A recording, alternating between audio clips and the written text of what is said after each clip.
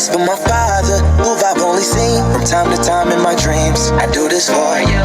I do this for my mother, who's finally clean, no longer a fan. I do this for you. I do this for my sister, my wife and my kids, cause they part of the team. I do this for all the naysayers and haters who made me one of the greatest. I know it kills you inside, that's why I do this for you. I do this for my father, who I've only seen from time to time in my dreams. I do this for you. I do this for my mother, who's finally clean, no longer a fan. I do this for you. I do this for my sister, my wife and my kids, cause they part of the team. I do this for all the naysayers and haters who made me one of the greatest. I know it kills you inside, that's why I do this for you. I do this for the kids who sit a bit outside the mix, who maybe cope through humor just to fit in for a bit, who never let the world know when depression's setting in. To all of those who know you, that impression don't exist, and it ain't counterfeit, it's just a way to counter it. I'm living things I dreamed about, I still encounter it. It ain't something that a cigarette or alcohol can fix, but all because of it I flipped it quick, went on to write some hits. This a success, off another breath. This the first step in searching to be nothing less than be the best in what you do, to prove their strength in being you. Learn so much in chasing dreams that I never would in school. Depends on where your passion lie, just know passion never lie. Life presents distractions, but your actions have to fortify the things that you believe in. Have to scream it like a battle cry, and leave the ones who didn't looking stupid while they're asking why. Couldn't lie, I really do this for the ones I love, those who treat the music as a vice and lyrics like a drug, those who need advice on how to lift their spirit high enough to break out of the box they make up lives they know aren't good enough. Just because it's how it is don't mean it's how it has to be. This is what the uninspired testifiers fail to see. Jealousy results from being that which others fail to be, and if it means you're not with me, that honestly sounds fair to me. I do this for my father, who I've only seen from time to time in my dreams. I do this for you. I do this for my mother, who's finally clean, no longer a fan. I do this for you. I do this for my sister, my wife and my kids, cause they part of the team. I do this for all the naysayers and haters who made me one of the greatest. I know it kills you inside, that's why I do this for you. Do this for my mother, she'll be working for the summer. Do this for my father, cause these days I often wonder what my life would have been like if I was not adopted. To grow up in a home where I was treated like a problem, I don't know, it's just a guess. Your guess probably good as mine. Lucky that I grew up in a home that wanted me to shine. Lucky that I grew up around some mountains we were taught to climb. Without that inspiration, I don't think that this would be my life. Do this for my friends who've scattered all across the country now. I'm out in Sweden walking back through life so I can write it down. Make a living off of sound, so crazy to say out loud. I'm the biggest thing since Travis Rice to come up out the town. Sorry, gotta stunt a little. Used to have my dreams belittled, but it's all a part of it. I know people's minds are fickle, lines between reality and dreams I blur like faded nights. Come up been so good for me, I wish that I could make it twice. I do this for my father, who I've only seen from time to time in my dreams. I do this for you. I do this for my mother, who's finally clean, no longer a fan. I do this for you. I do this for my sister, my wife and my kids, cause they part of the team. I do this for all the naysayers and haters who made me one of the greatest. I know it kills you inside, that's why I do this for you.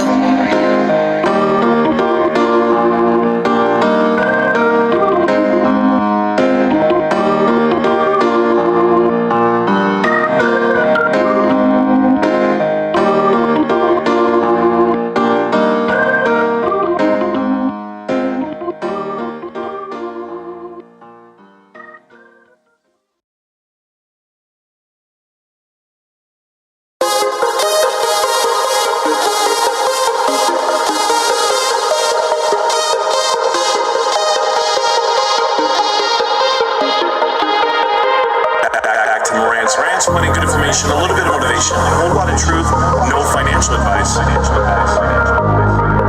my god, not here. I have these tears. GameStop, can't stop, won't stop, GameStop. GameStop, can't stop, won't stop, GameStop.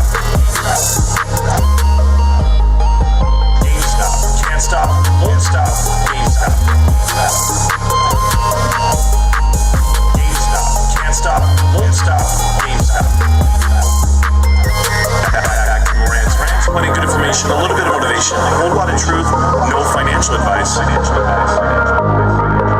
my god, not here. I have these tears.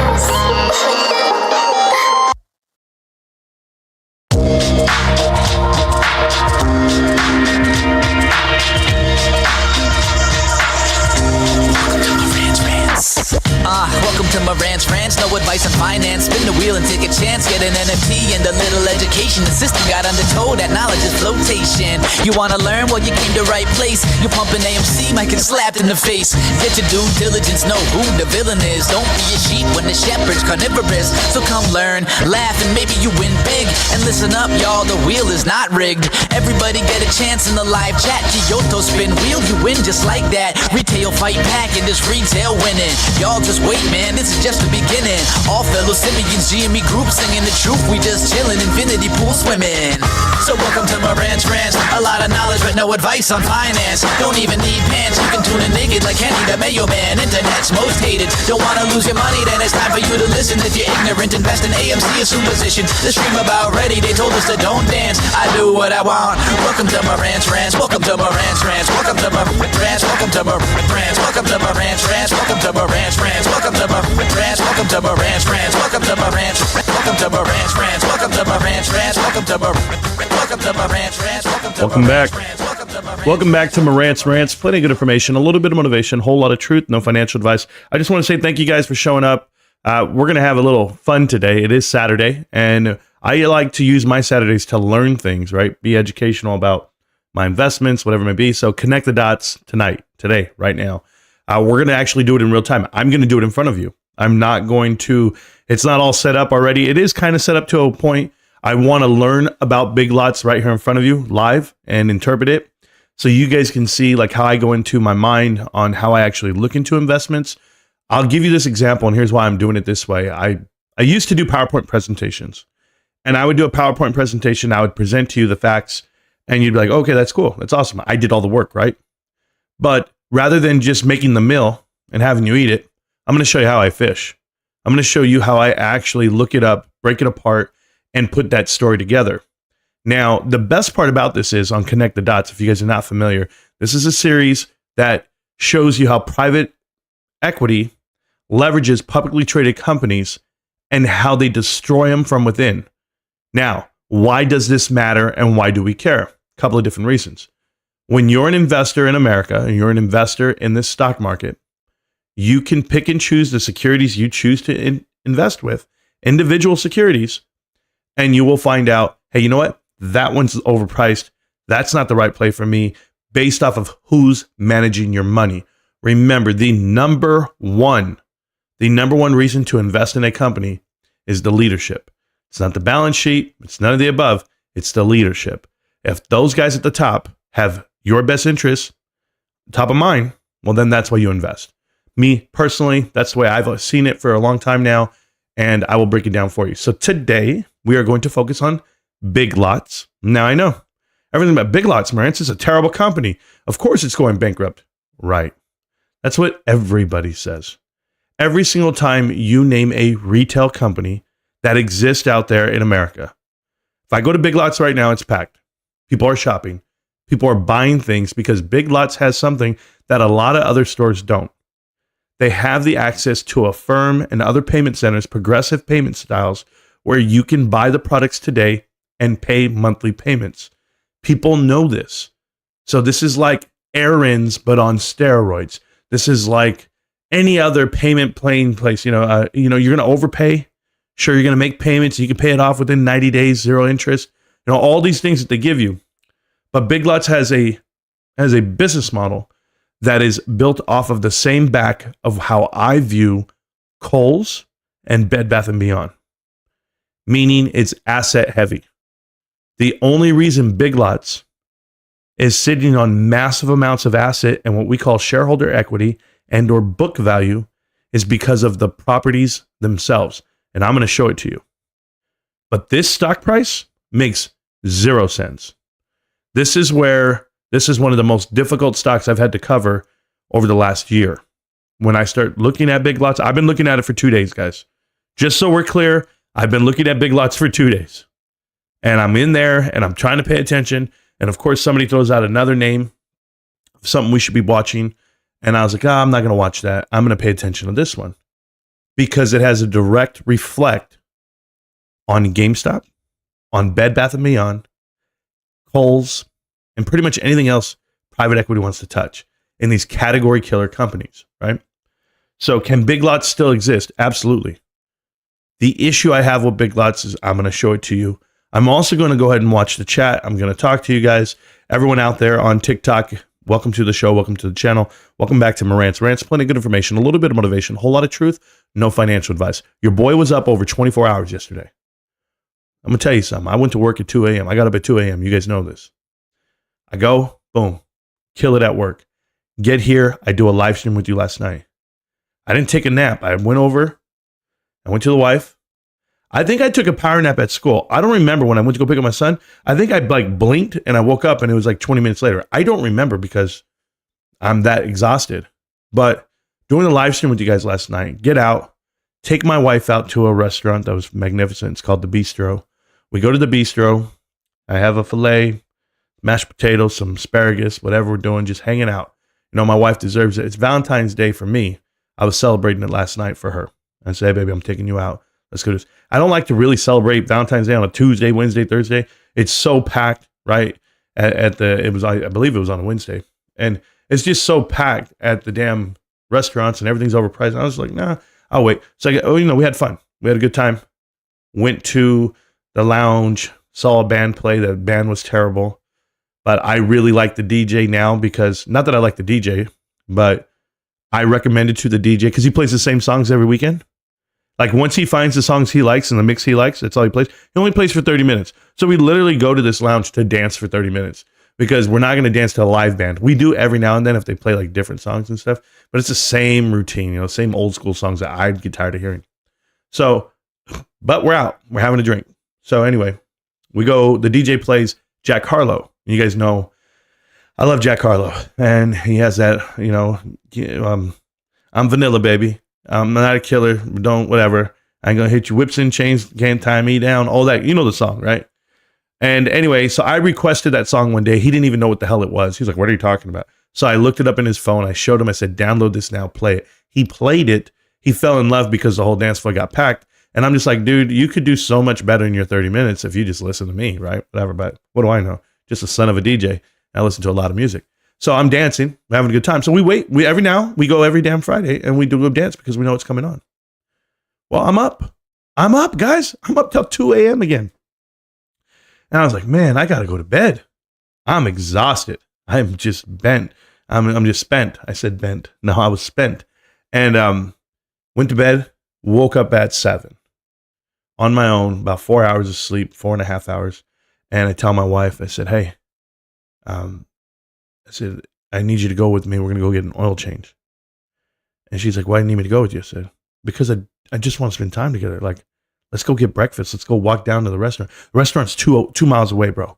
So we drop off the truck. We go, it's getting at the dealership and we start mobbing and we're in hoodies and we're just walking down the street. And I go, baby, this is what we need to do more often. We just need to get out here, just get up early morning and just go. Who cares what we look like? And she's right there looking at me like, you're crazy, you son of a gun, whatever. And we eat. It used to be Carol's restaurant. It got sold and bought out. It's terrible food, whatever we ate. I wasn't even worth the money I paid. I was just like, man. She's like, it was good. I was like, it's because you don't eat what I eat, whatever it may be. So then we walked back and we came. And I was exhausted, but I was like, hey, I'm going to go live and we're going to go watch that Bob Marley movie tonight. So I am going to Cinemark movie theaters tonight, guys. So put that on the domestic box office number that I already have the tickets and we're going tonight to go watch that movie. My wife likes reggae music. So, well, I support whatever she likes. And so we're going to do that. So in between there, I said, I'm going to go live. Well, I need to take a nap too. I need to figure this damn life out. This is crazy hours. So I work tomorrow, 2 a.m. You know how it goes. Anyway, guys, I'll just tell you my life and my night. That's it. I'm a GameStop investor just like you. So doing the best I can. S is getting all connected. The dots are getting all connected. Yeah, I'm with you. I agree. And wait till you see Big Lots. I already pulled up a lot of it. You're going to see a lot of the same names that are from Bed Bath & Beyond. You're going to see a lot of the same names on private equity firms, and we'll go over it. So it's going to be awesome. But let me read the chat, guys. Like I said, I'll show you how I do it, and we'll go from there. Definitely love the beach scene. Me too. I don't want to be on the beach if Marantz is not there. Well, there you go. I'll always be there. I'll be there. Show me the money. Waited 3 years and willing to wait as long as it takes. Ward, I know it's so difficult. I actually talked to a good close friend of mine today. I say close friend. He's the father Oh, dude, I'll tell you this whole true story right now. So we switch high schools. My brother and I, we get recruited to go play football at the neighboring high school. We're CIF champs and all this stuff, right? This high school is amazing because we were all good football players, the whole group. So the first weekend in at this new high school, we get invited to a party. My brother and I had never been to one of these parties. We are from we're I don't want to say the hood. It's not the hood. We just hang out with a lot of kids that like us. And we're grubby. We go out, play outside. All our parents are Mexican. And everybody just, is like, don't be in the house, go play outside type style. And that's how we grew up. We grew up in the streets like that, but we didn't cause any problems. We were athletes and we were doing that stuff. So we went to this new high school. I met a kid. And I'll say his name. I don't mind saying it. His name is Justin Brown.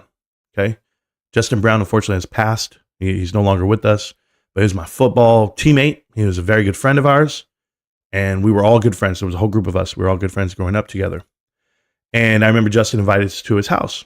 And we had never been to a house like that, where it was like a 2-story house with the banister. And they had like 3 living rooms.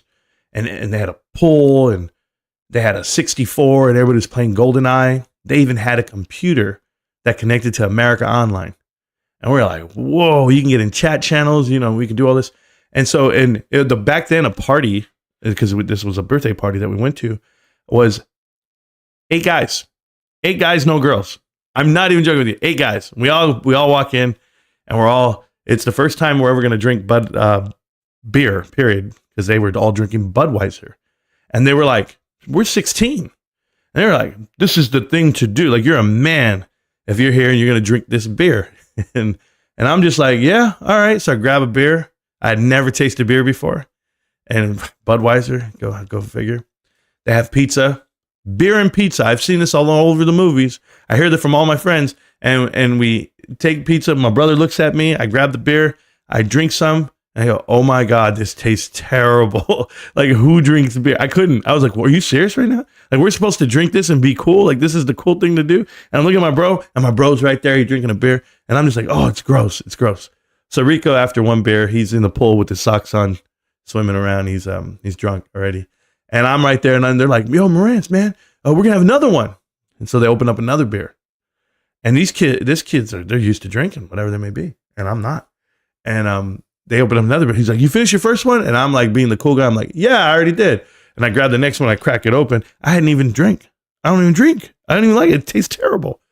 And so anyway, you learn a lot in those parties, and you learn a lot about yourself and peer pressure and how you deal with it. And so when I give my kids advice about going over to friends' houses and how it all works out, or when kids come to my house, I realize the impression I might have on them as a parent, because the parent of Justin is still around. His dad is such a good guy, and he's such a good guy, and he looks out for the best of us. And I saw him this morning, and he sees me. The first thing he tells me, he goes, hey, Marantz. I was like, yeah, what's up? He's like, I was at the zoo. He was at the Living Desert. He was at the zoo over there. He goes, I was there during Christmas. I was like, you were on Christmas? He goes, yeah. He goes, and I saw your brother. And I was like, you saw my bro? He's like, yeah, I saw Rico. And I was like, that's crazy. You saw Rick. He's like, yeah, man. He goes, I thought it was you. I was like, no, it's not me. So we start catching up, and he tells me, he's like, man, let me tell you. So you guys need to start talking again. And I was like, oh, he told you we don't talk? Like, Rico actually brought that up, right? It was like something to me. I was like, no, we don't talk. He's like, so there was a fallout on your YouTube channels or something? And I go, oh, yeah. I said, yeah, Rico stole some info, didn't want to give the credit to me, and took the info and ran off with it and basically said, hey, you're a sucker for giving it. And I go, and I thought it was very unbecoming. Like, it's not what brothers do to each other. But, he's living his life. I'm living mine. He's like, hey, I think life is short. You guys need to iron that out. So I thought about that. And I've been thinking about it for the last 2 hours because I just talked to him. And I was like, life is short. Should we sort it out now? I'm just going to tell you guys, you steal my info, I don't care how short life is. You steal my stance, you steal my hard work, my due diligence, my DD. Nah, we ain't buddies, bro. I don't care. I'm hardcore. I'm going to be stubborn like this for a minute, bros. So I'm just keeping it real with you guys. If you see me out on the street, if you try to get me to reconcile or do some shit, nope. You took shit that ain't yours, and I'll remember it till the day I die. Okay, so all you guys out there that are making videos about me, I just posted another one. This guy made a video about me. This guy's in a trench coat. This guy's making with his ugly hair, put himself on the screen finally. And I'm like, whoa, I wish he wouldn't have done that. So apparently people are upset with the info I put out. That's unfortunate for them. They're all going to lose their money, and or they already have, and they're pissed off at me for it. I don't understand it, guys. I don't. I'm just telling you what my life is. So if you don't believe it, if you don't believe this information is correct, if you don't believe in connect the dots, then you're really ignorant, because it's plain as day. It's plain. It's like they're setting it up on a tee for you, and they're giving you 20 swings at it, and you're just like, I don't believe the game's even started. And it's like, yeah, no, the game started, guys. Hopefully you guys can win something. So I'm just keeping it real with you guys. I don't care who you are. I don't care where you're from. If you steal my info, if you come out here and you try to pass it off as your own, I'm going to call you out on it. That's just it, because it's my hard work. It really is. And I would say it's our hard work, because a lot of people help me with the info from time to time. Just not lately, because I've been grinding. So anyway, I just thought I'd tell you what I'm dealing with in life, what I'm going around. So it's good. It's crazy. We all have 51 shares. I totally agree with that. I wish I had a Marantz hologram. Oh, there you go. Or a cardboard cutout. I need to start selling those. Real life ones, 6 feet. 6 feet, 245. Real cardboard cutout. I got you. I do this for my kids, my sister, my brother, and my parents. Well, there you go. Congratulations. Big Lots bullish. I am not bullish on Big Lots, Francis, so far from what I've seen, but I'm going to evaluate that company today, tonight, whatever, however long this takes. I'm going to do it. Cleaning my house just got way more fun with Marantz. Thank you. Marantz loves him some Big Lots. Personally, if I shop there, sure. I don't go out of my way for it, though.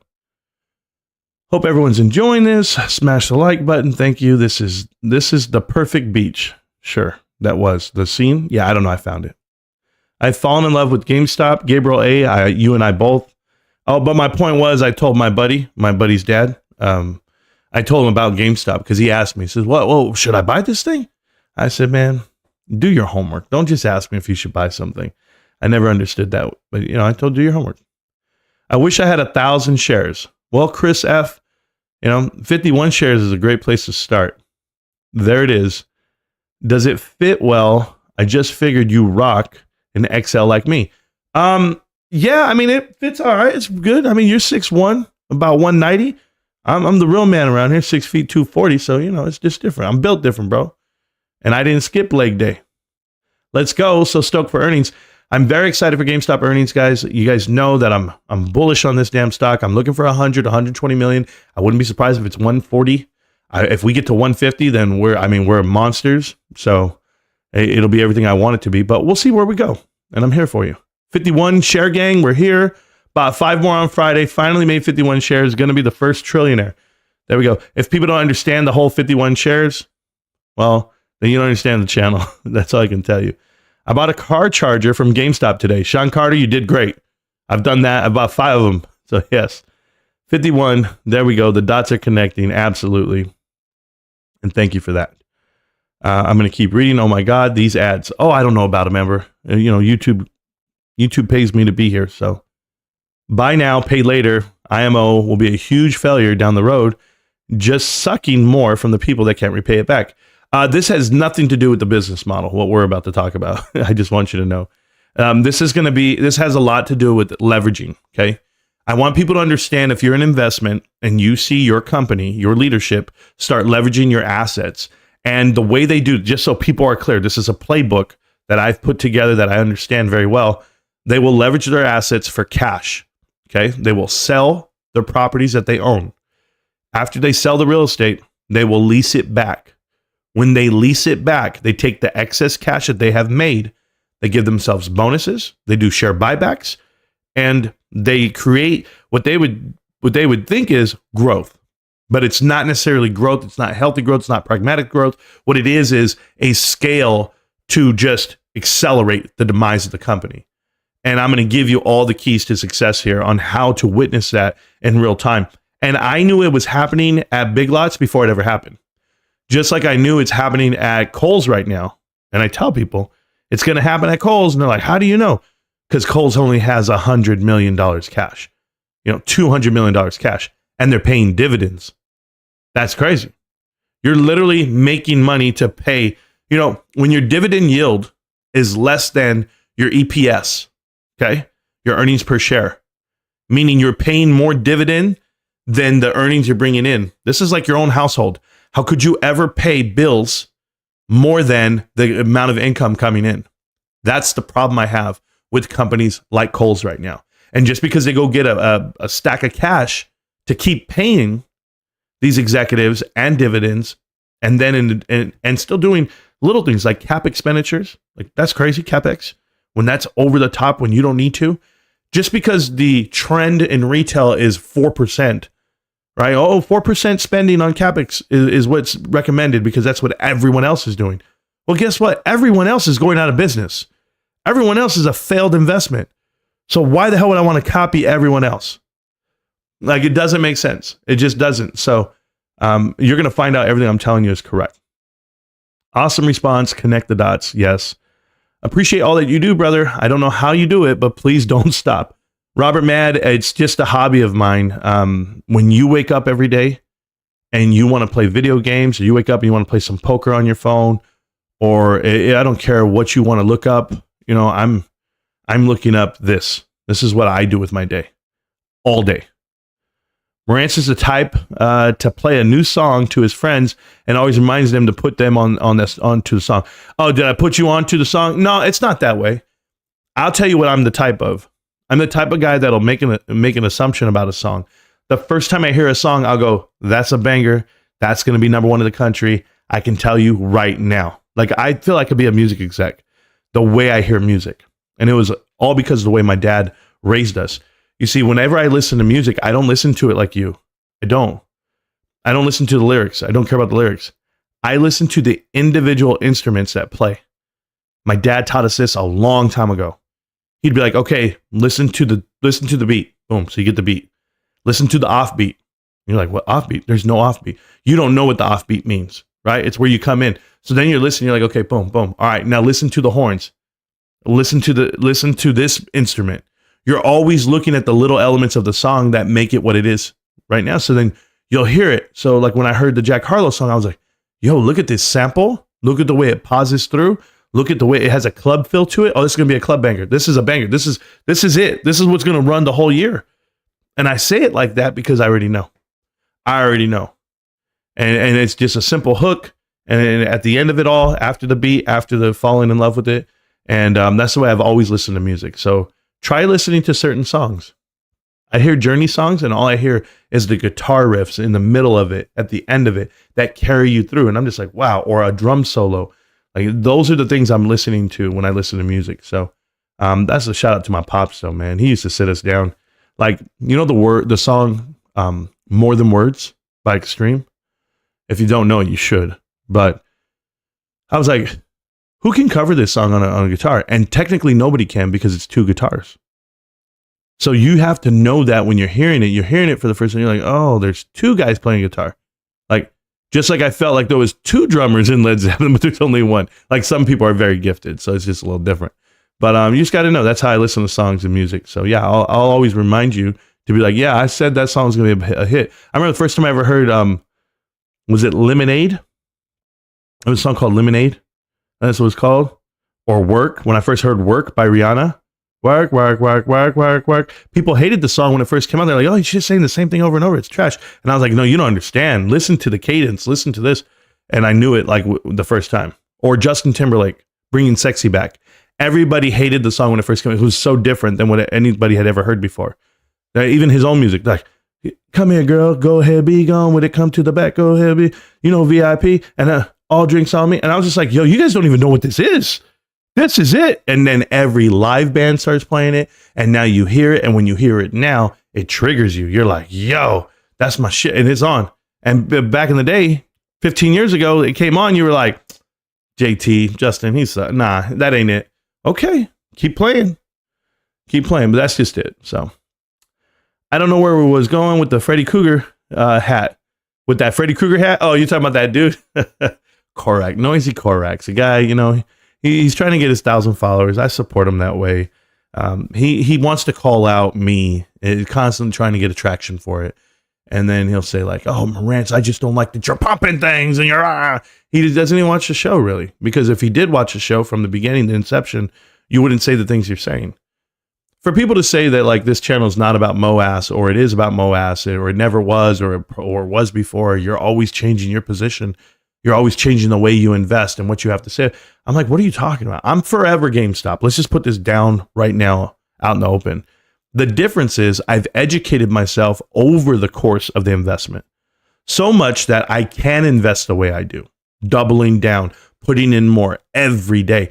And the way I feel more, reassuring about the investment is because of connect the dots. And if you don't believe in the private equity angle, let's go ahead and strip it. Take me out of the equation. Take the messenger out of the equation, but understand the message. That's why I told you, you're gonna lose. You're gonna lose on those other investments. So I'll give you this example to say Ryan Cohen is private equity, right? Yeah, we know by definition, it is private equity. It's an individual putting his private wealth into this, but it is not what Apollo is, what Bain and Company are, what Thomas H. Lee and Associates were.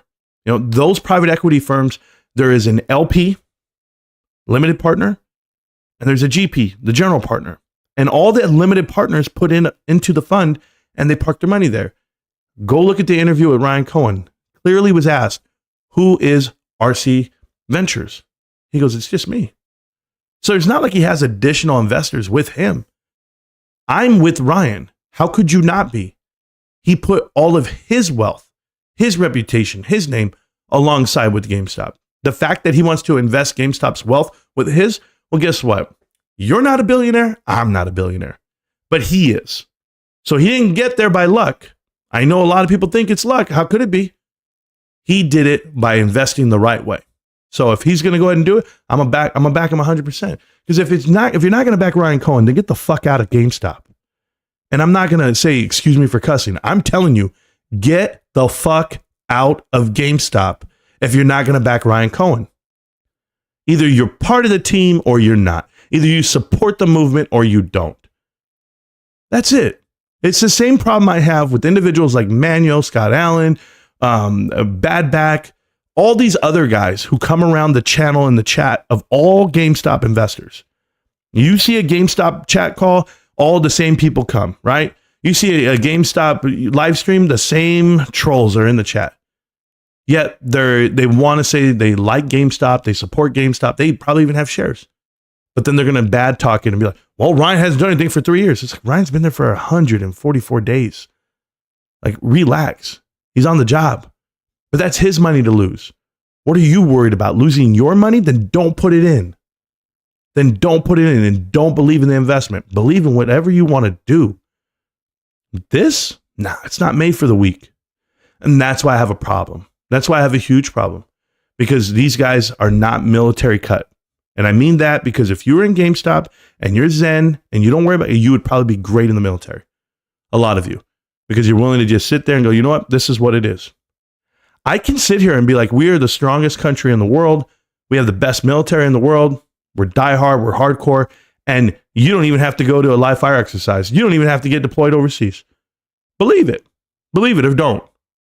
We're going to let the guy at the top decide what the hell you are. I got all these guys out here pumping out misinformation. Ryan Cohen's a failure. Ryan Cohen hasn't done anything positive. Ryan Cohen failed in the NFT marketplace. Guys, you know how many ideas in business fail? I can give you one. I can tell you one. Who here has ever drank Kirkland Bud Light? Kirkland Light. I'm talking about the beer made by Kirkland.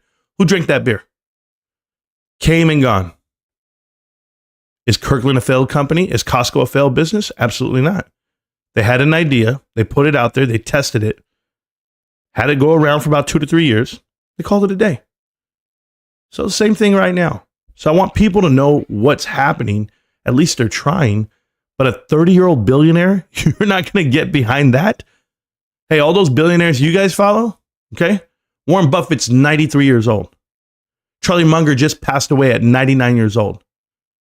Who's the next guy you're going to follow? Who's the next guy? I mean, I want to be like him.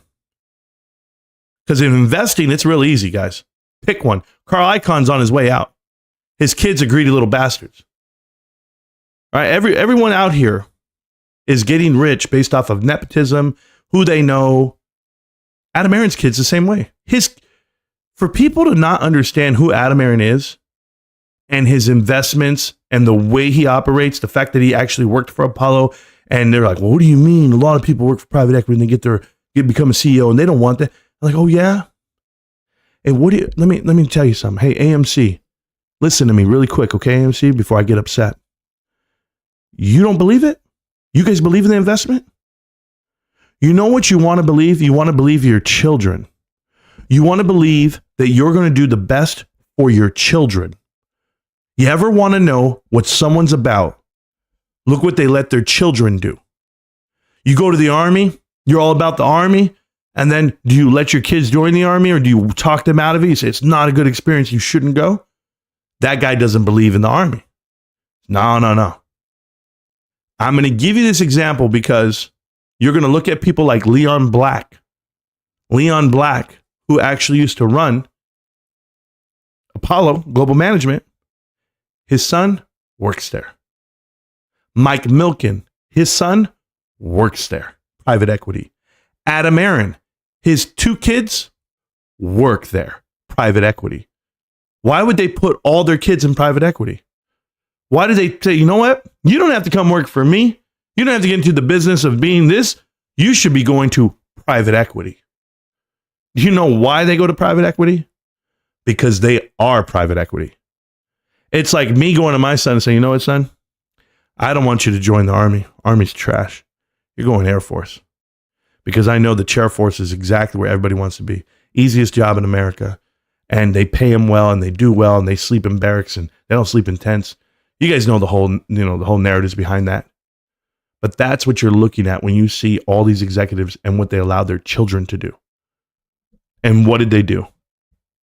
AMC and Adam Aron gifted his sons hundreds of thousands of shares of AMC when it was at an all-time high, peaking, knowing damn well 2 years ago when the stock was worth nothing, $6 a share, he wasn't gifting his kids shares, was he? He was out giving himself more shares and a bonus and putting them all lined up for a tranche, for a push in tranches. Then the pandemic happens. Then he gets a bonus and a bigger bonus. And then he offers up shares to his kids, gifting them so that they can sell in addition to his 10-5B1 program.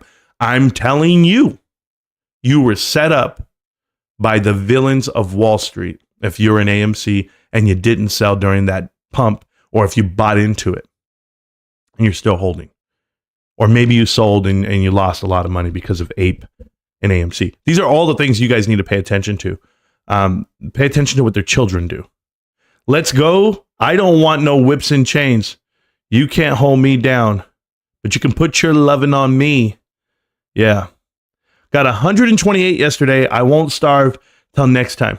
Yeah, I hear you. 51 shares. That's awesome. I did 51 shares yesterday too.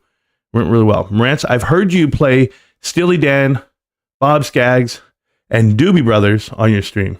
You definitely know your music. Blake Smith, I was raised different, bro. I was just raised different. My favorite is Jackson Browne, and then it'd probably be Van Morrison. So those are probably my 2 favorite artists, singer-songwriter type stuff. So that's my life. But Jackson Browne, definitely. There's nothing. My dad comes to cut the grass, I'm bumping Jackson Browne. And we're just right there. And we're tearing it up as we're doing the grass. So I enjoy those times with my father, listening to music with my dad. Because listening to music with my dad's like going through like a damn time machine. Rico, I'll tell you this. When Rico and my dad were hanging out in Georgia, Rico goes to Georgia, he goes to like this restaurant and they play bingo based off of music that they play. And they give you these bingo cards with the names of songs. And my dad is already ready to dab the song because he hears the song instantly. He knows. Boom, boom. Been a DJ for 45 years, 50 years almost. So Rico's like, it's not fair. You take Daddy wins bingo every time. I'm like, that sounds like a cool ass restaurant if you ask me. So that sounds like something I'd want to go to every night. But I need to do more trivia nights, I guess. But trust is something very rarely that is given back and for great reason. Michael Vanetti, I'm with you on that. Got my Zelda sweatshirt on too. Well, there you go, Dane Slayer. You know, it's a little hoodie. I'm just mobbing like this today. That's it. Until I go to this Bob Marley concert or Bob Marley movie tonight. I'll be leaving in about 4 hours. So I'm excited for that. I'm 100% GME, but have an eye on the PSNY Polster e-cars. Yeah, you know, the problem for me, Jock, I did a whole lot of soul searching this week. And even though I can call out stocks and I can call out other investments and give them to people and give them to myself as well, I don't care anymore. I don't care about the other investments. I don't care about what I could have gotten if I would have just, put some money here, put some money there.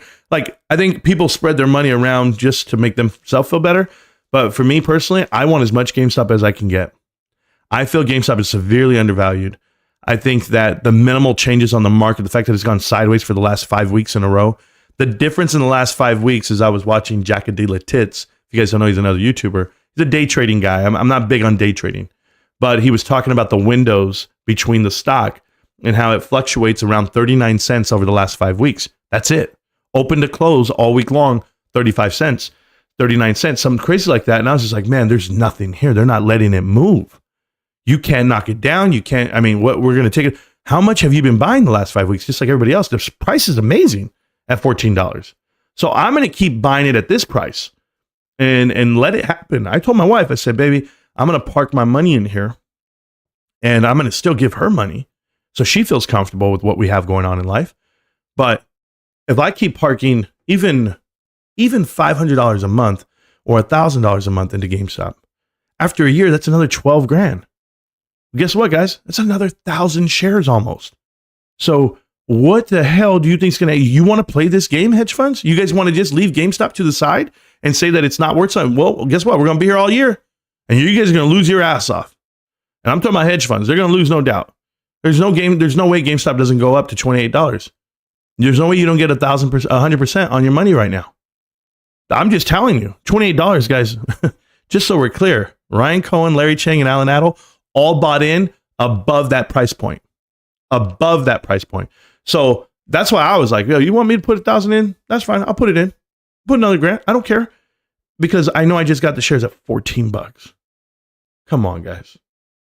14.20. I don't even care what it is. I don't care.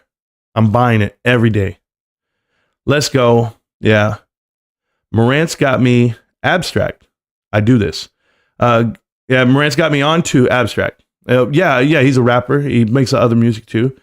But you can say I played that one. There we go. Smart Billionaire in Charge. Yeah, I'm with Ryan Cohen. I think we all, if he's in, I'm in, right? RC is my papa. And this guy says, I have a small wee-wee. And he wrote it backwards. Good. Thank you for that honest opinion. Yeah, just shout out to Noisy Corax. I mean, the guy, like I said in the Discord, he reminds me of somebody who has, the LD, little dick syndrome, right? Like if he was like driving like a lifted truck type style or a Mazda Miata doing wheelies or spin outs. He's that kind of guy for me. So, yeah, whatever, man. Be more confident in yourself and how you carry yourself. And then we can all have that conversation. But to say that I run away from debates or that I don't, you don't even understand what's happening. The reason why I shut down the Discord per se. I just had Peter on last night. Peter's a doctor, a clinical doctor. You guys, a psychiatrist. You guys know Peter last night. Amazing interview with Peter. He formerly worked at GameStop just for the season, just to try it out because it was like one of his lifelong dreams to work there for a season. He's invested. He's a very smart guy. If you guys saw him last night, he knows his stuff. It's somebody that I wouldn't mind bringing onto the show again to get his insight, like whatever we're going through at the current time. But I respect him so much because he reached out to me, told me his name, sent me his resume, sent me everything, where he works. Like he sent me everything, guys. He's like, I'm open book, babe. Like, let's go. He's not trying to hide anything, so I'm down for that. And I just want to give a shout out right now on TikTok to a guy named Dylan. Dylan is liking the hell out of the stream right now. He keeps his thumbs are broken, so I appreciate him. He's doing great, and Dylan, I'll do my best. Okay, guys, listen up. The price is irrelevant. I buy wherever it's at. Yes. Now, listen, I have not done this at all. I haven't looked at the chart. I've looked at the chart, but I haven't looked at all the headlines behind Big Lots. I want to talk about Big Lots because it has implications towards Bed Bath & Beyond and what's going to happen with Kohl's as well, like I told you. So let's go ahead and look at the chart and let's do our thing. Okay. So before we even get into here, and I know I have this up on here, I'm going to change it to do, let me think really quick. I want our board. No, let's go to Webull first. Okay. So Webull's there. Bring my little sexy self up on there. Okay. So this is the chart for Big Lots. It is at $4.62 a share right now. It has a float of 29 million shares, practically no shares at all. Okay.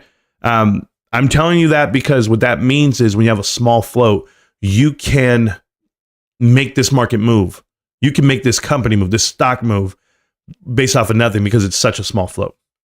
But it was once at $66 and it has come all the way down to $3. Now $4. When it was $66, this is not the halt of a buy button. Nothing was taken away. There was no pump on social media. But what do you see, guys? You see that it peaked out right when GameStop was peaking out this very same weeks of June, the very same weeks of January of 2021. So there is no difference here that this would be a private equity, what I would tell you, hedge versus what GameStop was at the time. Because why the hell would this be peaking up, right? I'm just telling you. The biggest thing that I saw in this stock that's phenomenal is it is $4.62. Book value, it is $10 a share. I want you to understand what I'm telling you. This thing is worth $10 a share. There are 5 free memberships from Dirty Randy. Thank you so much for subscribing to the channel. And thank you for subscribing to or giving away free memberships. Thank you guys for that. The book value is $10 a share, guys. Shareholder equity is over $300 million on this company, and they have 29 million shares. You are getting $10 a share equity for this company, Big Lots. Ideally, I would be walking in here telling you Big Lots is the buy of a lifetime. It is literally, I think it's like less than 1%, less than 0.5%, 50%, like total equity. Like you're literally, let's see, 2x, over 2x book value versus stock price. Like that's crazy. That's crazy. Severely undervalued. So this is why Dr. Michael Burry and his Scion Fund are buying into Big Lots right now. They started buying it up at $3. This is just 2 days ago it was announced. This is when I started looking at the company because I read the headline, I heard it, and I said, wait a minute, Dr. Michael Burry's going in? Why are people buying it? Now you see, I naturally would be right here and I would say, guys, I have something of a lifetime for you. I have something that's going to just pop. It's going to boom because it's at $4 a share and the book value is $10. Everyone in the world would try to catch this just to make some money and get going. I can't justify it because I'm not buying Big Lots at $4. I'm not, because I know private equity's in it. That's one. Now, yes, they do eventually end up spiking back up and coming back down for residual, right? For that diminishing return effect on the stock. But that's not my issue. My issue is, do I trust this investment versus GameStop at $14? See, everyone's going to tell you, forget GameStop. 10 stocks to buy other than GameStop. You should sell this stock. Hurry up while you can. February, still sell. Oh my God. Yeah, I should be buying this one, right? Because based off the fundamentals, this is something crazy. Let's go look at it. Financials here. Now, I want to make sure you guys can read the financials, so I'm going to zoom in and make sure you guys can see everything that we look at. So here are the annual numbers for Big Lots, and you're going to hear a lot of similar numbers to GameStop, okay? Same total revenue from $6 billion to $5 billion. That is declining the top line, right? The top line revenue is declining, as you can see, and it's falling down. So it went from 6 billion all the way down to 5 billion. What is it doing right now? On the quarterly number, you're at 1, 2, 3, and it's going to fall even further because you traditionally on the fourth quarter, which is going to be announced, 1.5. If you go to the previous years, it tells you right here about 1.7, 1.73. So let's just go 1.5. It's falling down from the number. So they're going to come in at around $4 billion worth of profit and or 5 flat, right? That's what that tells me when I look at annual. So they're going to lose some money here on top line revenue. Additionally, their operating expenses are about $2 billion, which is a lot for SG&A, if you ask me. But the cost of revenue is not there. The COGS, right? The cost of goods sold is not costing you much when you think about the 3.55 billion and what they do. So they have a gross profit of 1.9, operating expense of 2.18, and that leads you to an annual loss of $261 million. Previously, they had an annual profit of $856 million. So it used to be a profitable company, almost making $1 billion off of the $6 billion. This is great, but people would hear that and be like, oh my God, well, it lost $600 million. It lost $400 million. How much are they going to lose this quarter for the year? So if we go to the quarterly number here, we can already evaluate what the year is going to do. They already lost 261, 122. That means they've lost $380 million. They made 20. So they've already lost 360 million. And in the quarter four, which is traditionally the 1.5, they came in flat. They came in flat last year at $8 million loss. So they do not even have the top line to hold that up. I haven't seen anything that they've cut down. So it looks like they're going to lose. Let's just call it 8 million. I'll just say 8 million. I'll just say flat. They're losing $360 million this year. That's what I see on Big Lots. So as they're losing money, people would say, well, that explains the stock price. Let's go look at the balance sheet. So when we look at the balance sheet, you're going to see $3.69 billion worth of assets. But cash is only, listen to this number, it's going to blow your mind. Cash is only $44 million. Pay attention. This is bankruptcy. This is everything that they're not telling you. And the only reason why it won't go bankrupt is because of this number right here. And I'm going to show it to you. You have $44 million cash. That is embarrassing. And I'm going to show you why. Because your inventory is 115. How the hell are you going to buy more inventory? You have to sell it to buy it. That's one thing. Additionally, their properties, plants, and equipment are worth $3.58 billion. They have so many properties that are worth so much money. I guarantee it. My life on the line. They're going to sell those properties, lease them back, take the cash, and try to expand on open Bed Bath & Beyond facilities, buildings, assets. This is what's happening with this company. I'm not just going to say Bed Bath & Beyond. I'm just talking about commercial real estate in general. They're going to overpay. They're going to oversaturate and overstored, right? That's whenever you use more square footage.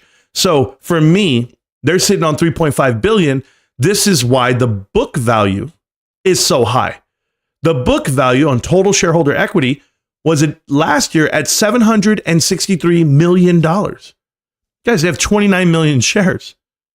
That number right there is $40 a share. You're at $40 a share and the stock price is $46. I'm telling you, book it. But here's the problem. It came down. You went from 763, and if you pay attention, that's why you need to pay attention, all the way through to right here. From 551, it lost. Now you're down to 306, and now you're down to 313. They're losing shareholder equity left and right because they're borrowing $500 million cash. They're borrowing money. They're leveraging themselves through it. And when you leverage yourself and you only end up with $40 million on the balance sheet, it's a giveaway. It's a dead giveaway. And how did they get there, guys? How did they only get to $40 million on the balance sheet? And yet you have shareholder equity in excess of $10 a share and your stock price is at $460. This is an anomaly. This is something that you guys should be like looking at this company and going, oh my God, what is the leadership doing? Right? So here's how we're going to do it. That's why the chart looks the way it does. But we're going to go look at what the leadership is doing and why I question it. Okay. And I'm going to tell you that if you don't believe in connect the dots, you will after this. Now, I am not organized on this. I Googled all of this. Yes, Google is a powerful tool, but you can Google anything. You need to be able to understand it and pay attention. We had 2 Big Lots now, just one, which moved out the old Toys R Us building. Big Lots is gone. Oh, you wait. You wait for it all. Now watch this. We're going to do it together because remember what I told you guys. I'm going to teach you how to fish. I'm just not going to cook the meal for you. So when I come in here, guys, I Google a couple of things. First thing I Google is Big Lots itself, the name. I go to Big Lots and I want to know everything about the history of the company. I want to know how long has private equity been in this company. Additionally, once I read it all, I'll follow every tentacle every which way. I do not go for the board of directors first. I want to know the history and the story of what the company is. After I do that, then I will type in Big Lots private equity. I used to just do Apollo. Hey, Apollo. But then when I realized they're all in bed together and they all do deals together and they all fake headlines to manipulate the stock price and how they negotiate based off of each other, right? They leverage each other's position and or offer just to get a higher bid. Case in point, Kohl's. Kohl's just got offered $70 a share. The stock price went from $25 a share all the way up to $29 instantly. They got offered $70 a share and they turned it down. And everyone goes, what are you doing? That's like triple the stock price, man. It was just $25 a share and now it's $70 and they turned it down. That must mean it's worth way more than that. And I'm telling you, Kohl's actual retail footprint, the buildings themselves, the assets they own are worth over $12 billion. Take the market cap of Kohl's, go put it on the amount of shares they have. That means their stock price should be 120. The offer should be 120, not 70. Can you imagine if people actually knew what they're worth? Well, private equity knows what it's worth, but they're not going to offer you what it's worth. They're never going to pay full price. Because it's not about what you buy, it's what you pay for it. Now here you go. When we look at this, you're going to see drugstore, Rivco is in there in New Jersey. As I keep going down, I'm going to find out that they've done a couple of things. They went bankrupt before in 1982. In 1994, they had toy liquidators, and CVS Health was part of it. So, ironically, KB Toy Store was part of this company. They purchased Big Lots, their parent company, purchased KB Toy Store, okay, from the Melville Corporation, and they went ahead and got into the CVS pharmacy chain on its way eventually becoming CVS Health, making the Odd Lots dispute moot. In 1997, Big Lots bought out Pick and Save for $1 billion, guys. Now, I remember Pick and Save growing up. If we look at Pick and Save, it was run by someone. I don't know his name. Mac Frugals. That's his name. So I have to go look at this really quick. I'm just seeing if anything looks crazy here. Thrifty's drugstore, sure. Pick and Save is awesome because when we grew up, we used to go there a lot. I don't know who this guy is. Key people, William Zimmerman.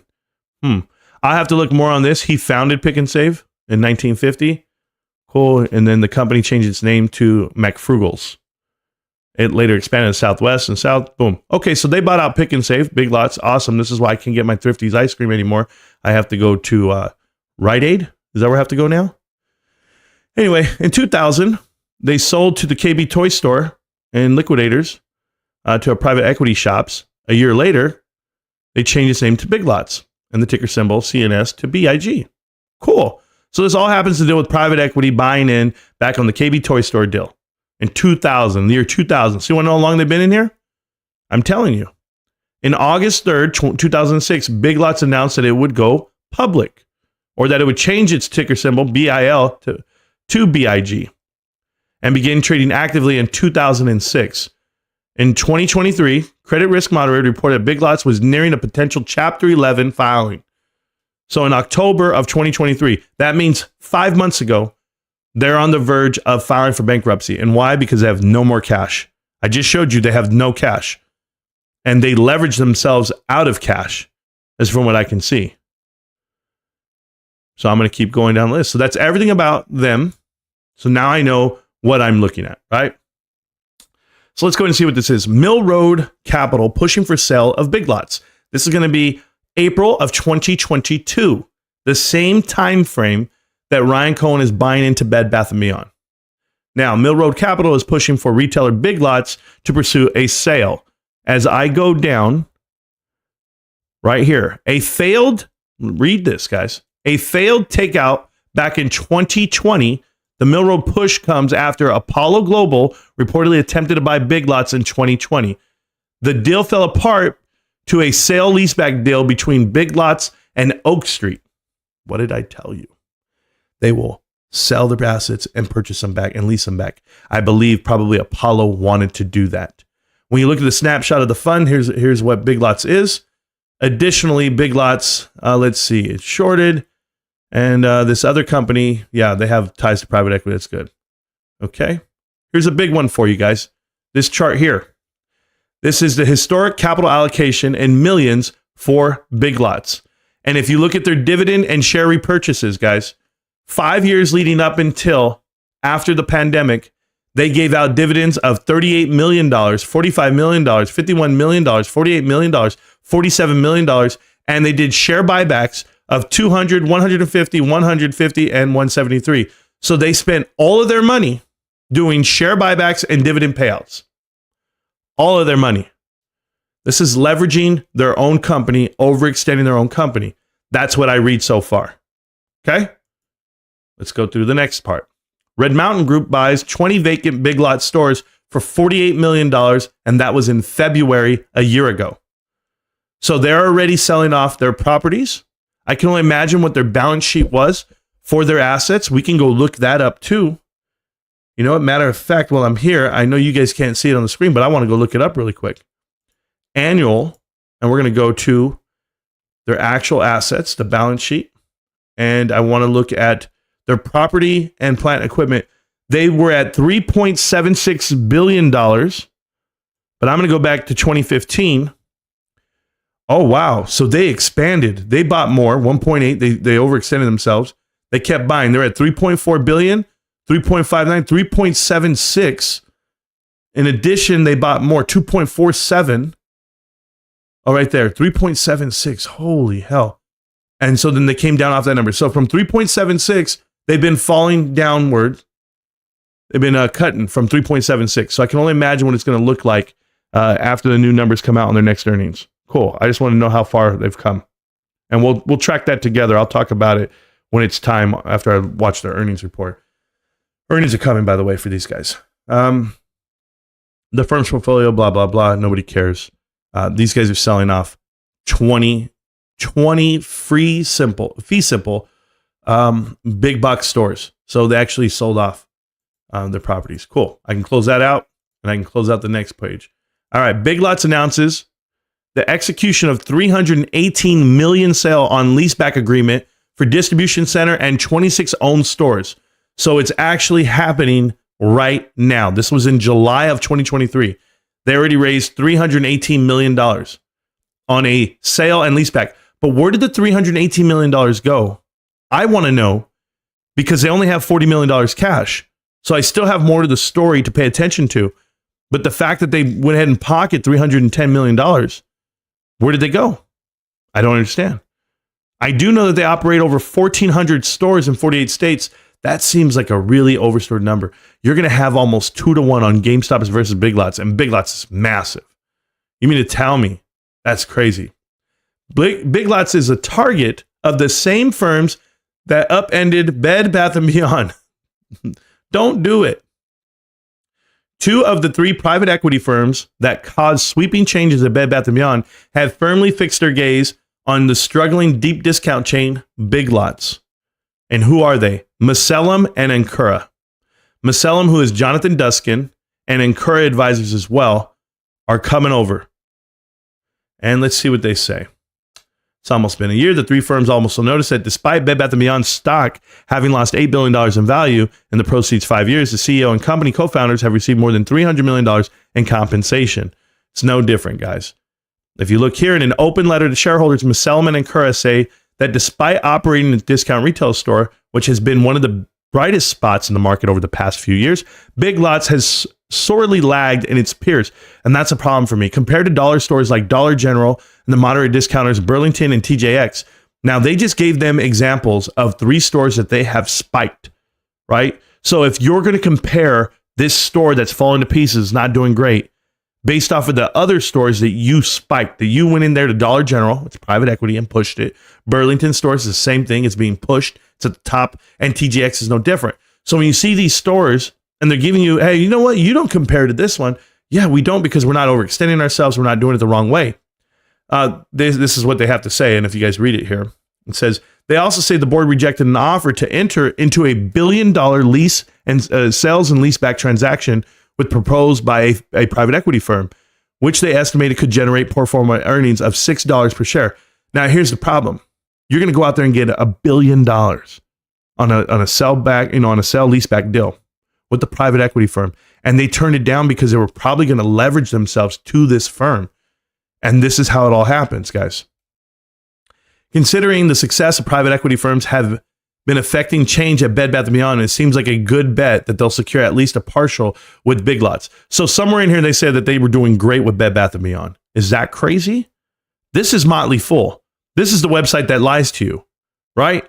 There's no way on God's green earth that they were doing good at Bed Bath & Beyond. We know the truth, and we know what the outcome was. Let me go ahead and go back to the chat. I got to get there, guys. I'm sorry. I know I'm in the thick of it here, so I apologize. I don't want to lose this. House of Ninjas is on Netflix. I never seen that. Don't really care. We had 2 Big Lots. I read that part. Marantz, I know you don't believe in shorting, but this sounds like a great opportunity to short this pig. What do you think? King, I don't even swim in the world of derivatives or any type of instruments investing wise. I invest long term and things I believe in. I do this for your information. I don't do this to make a bet. No, I'm never going to be that guy that sells you info and that puts it behind a paid wall and that tells you this is the bet. You make your own decision on how you want to invest. I'm not going to risk my life that way. Any dollar that's not in GameStop for me is a wasted dollar. That's the conclusion that I've come to. So that's just me, and I'm gonna die on that hill. You want to enter a short position at all-time lows on a stock that's trading 50% under book. I think I'd wait for the top of the incoming pump, and then you know what to do. Yeah, I would tell you that's amazing. That's amazing. That's the right way. Most companies we have connect the dots. You could have shorted, and we don't recommend it. Don't gain because fellow Americans' demise. Yeah, I mean, you're playing in that game. So for me personally, everything I've ever called out on Connect the Dots, this is a series. This is episode 63. We're 100% correct on everything that's ever happened. Every single company has gone bankrupt and or lost tremendous value, 99% of the profits that they had, and or the stock price jumped down 99. The reason why I'm baffled on this one is because the book value is still 10% a share, meaning they still have assets to burn, right? This is why GameStop's so valuable, because you could never go bankrupt. You put it in there and it's like, what are you afraid of? They can't do anything to you because it still generates a profit. It still has cash on hand. It has zero debt. These guys have debt and they have no cash. That's a problem. They have debt and no cash, but they have something of value. It's like you saying, you know what? It's okay, babe. It's okay. We can't pay that. We can't pay those guys. It's okay because our house is worth $1 million. Okay, well then sell that bitch and let's see where you live. Sell all these assets and let's see what the hell is going to happen to this company, the executives and the leadership. So we haven't even gotten to that. Remember, there's so many things when I put together Connect the Dots. There's the balance sheet, there's the private equity thing, and then there's the plants from within, right? So they actually plant individuals on the board. But we're going to see if that's all the truth here at Big Lots, because Big Lots has a hell of a number, that we're looking at, right? So let me keep reading the chat really quick. Okay. So the ads isn't that bad. Just a glitch from the restart of the stream after an ad pops up. Well, keep watching. Oh, don't apologize, Marantz. Love the analysis. Oh, yeah, no problem. Here we go. Okay, so let's go back to it.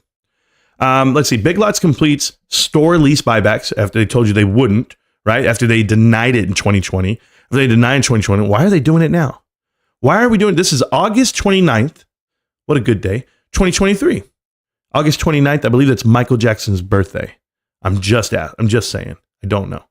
The retailer said their core lower income customer retains under pressure, but expects improvements on the better half of the year. Okay, so let's go ahead and read it and let's see what we have here. Bruce Thorne, who is the CEO, said in Tuesday earnings call that the retailer net loss widened to $249 million from $84 million last year.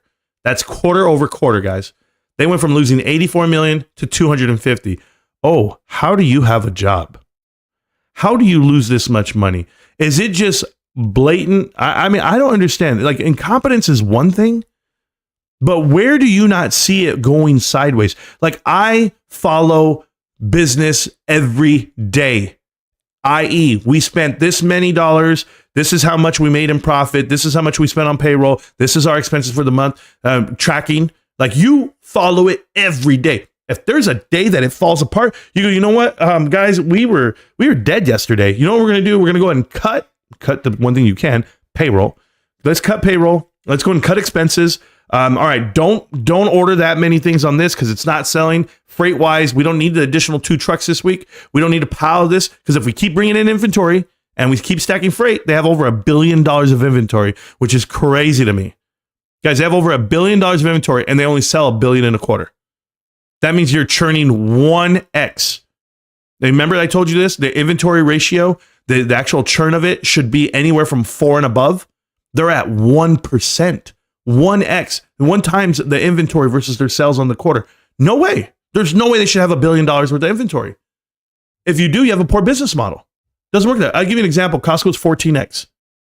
Sales versus inventory on hand. That means they're churning through it all. 14x a quarter. GameStop's at 6 and 7. Home Depot's at 6. Target's at 7. Walmart's at 10. Like, you have to know this number. They're at 1. That is terrible business. Net sales for the second quarter totaled $1.14 billion, a decrease of 15%. Comp sales in the quarter fell 14%, and they're supposed to because inflation is high, and even interest rates are high. So you can't compare it that way. The company ended quarter 2 with $983 million in inventory versus $1.16 billion last year. So you have $989 million worth of inventory. You only sell $1 billion. Where are you storing all that inventory? That's crazy to me. And about $493 million in long-term debt. The company reported $253 million in debt last year. So they doubled their debt in 1 year. They they lost more money, and they only have $40 million cash. Crazy. The transaction delivered net proceeds of $294 million. They're in Apple Valley, California. It's very close to me. I know a lot about it. They completed the sale of the lease buyback of 22 owned stores and a distribution center in Apple Valley. Okay, cool. So 22 stores they sold. That transaction delivered a proceeds of $294 million. So that explains why they're losing money and they're making money. The amount they lost, they made it back by selling properties. The company says it used $101 million proceeds to pay off its lease on the distribution center and the remainder to pay down long-term debt. Holy hell. Self-described disappointing first quarter. No shit. That's awesome. This guy named David Thorne, whatever his name is, Mr. Thorne. I'm still reading. Chief Financial Officer Jonathan Ramsden during the earnings call. Importantly, our efforts are clear. Slow-moving inventory was successful and leave us well-positioned with inventory coming into quarter 3. Oh, well-positioned. I think people need to be buying homes if you're going to churn this inventory. Oh, is the housing becoming an issue for your company? Big Lots also want to achieve $100 million in SG&A savings in 2023. The path to save an additional $200 million from the bottom line across gross margin SG&A through a partnership with an external firm. I want to know who that is. The initiative Project Springboard is expected to deliver no way. Who are you doing business with that we don't know about? External firm. Is that Boston Consulting Group? Is that how you're going to do it? I've seen this play out before. Is it BCG? Is that the private firm? I just read, guys, I have not read any of these pages. I'm assuming right now. But when you tell me right here, the path to save an additional $200 million from the bottom line in a partnership with an external firm. Oh, man. It does not look good. Bruce Thorne, you're on my hit list. Let's go, Bruce. I'm going to go really quick. I'm mid connected dots. I apologize, guys. I just want to know who the hell this, oh my God. A face only your mother could love. All right. Department of Ohio Veteran Services. I don't even know if that's, oh, really? I would love to hear your thoughts on Bruce Hornrant. He takes over as CEO in 2018 and decides to go all in on furniture. To be clear, Big Lots sold furniture. Yeah. Okay, let's see what you're doing here, Bruce Thorne. Somebody wrote something here. It says, before I start my rant on Bruce Horn mistakes.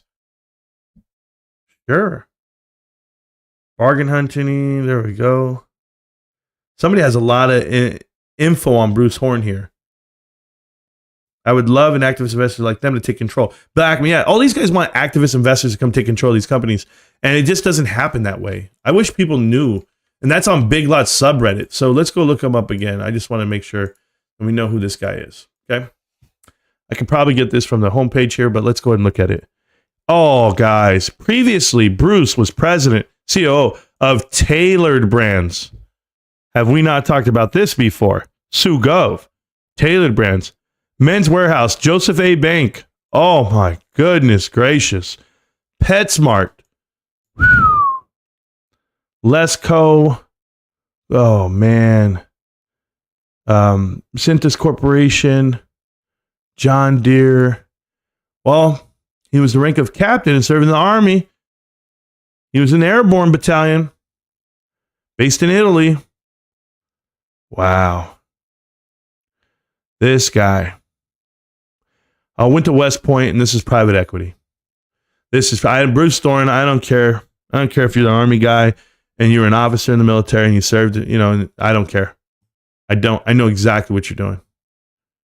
You're ruining this company and you're taking pay with it. You are Tailored Brands. You are private equity. How did you get the jobs you have? How have you been on the board of directors for companies that you've been with? What makes you be a part of the global engineering services for Gap? Yes, that Gap. The Gap. Big Lots, guys. Business summary. You ready? It's the largest disclosed sale occurred in 2000 when it sold KB Toys to Bain Capital for $300 million. Already did a deal with private equity, and KB sold to Bain and Company. And we all know what Bain and Company did with the toy stores. They destroyed KB Toy Store. They destroyed Toys R Us. This is way back in the day. They're luring bidders. Cool. And their CEO, this is all behind a paid wall. I don't care. Stephen Fishman. Stephen Fishman was the CEO back then. Let's go see what he was about. Let's see if private equity's been here the whole time. All right. We'll know. Hey, Steve, how you doing, man? You're not a doctor, are you? Oh, you were? That guy's a doctor. I don't want the doctor. I want the guy who was, I want the CPA. Is that him? How about I do it a different way? How about I go Steve Fishman? I just type in Big Lots. What's that tell me? Back in the day. Oh, Big Lots CEO cleared of insider trading by the feds. Insider trading. What the hell? Settles insider trading suit. Oh, he paid. I want to know. You think I'm crazy, guys? Yeah. Who are you? And what are you about? What happened here? What did you do at Big Lots, bro?